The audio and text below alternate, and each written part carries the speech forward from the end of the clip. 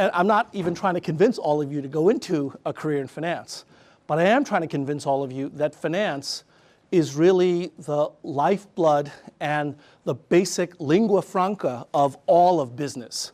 And that's one of the reasons why finance is such an important subject. Now, before I begin, let me ask you a question. How many people have had no finance background whatsoever? Well, that's great. I look forward to a challenge.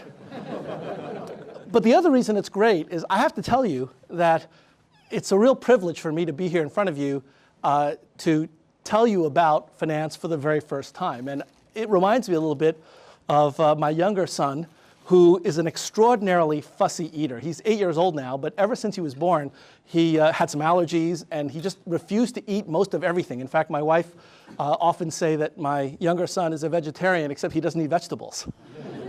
So he's an incredibly fussy eater, and somehow when he was 1 year old, he saw my older son eating an ice cream cone and figured that that's something he ought to try.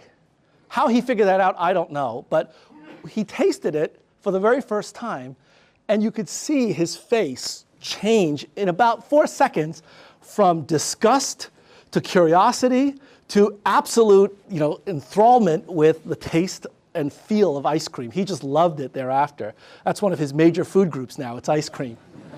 And so I feel privileged to be able to share that experience here in the sense that once you get a taste of finance, I think you're going to be incredibly excited and enthralled by the subject, because it's one of the few subjects, in fact, it's the only subject that I've encountered that is both rigorous, it's extraordinarily challenging from a research and intellectual perspective, and at the end of the day, it's extremely practical.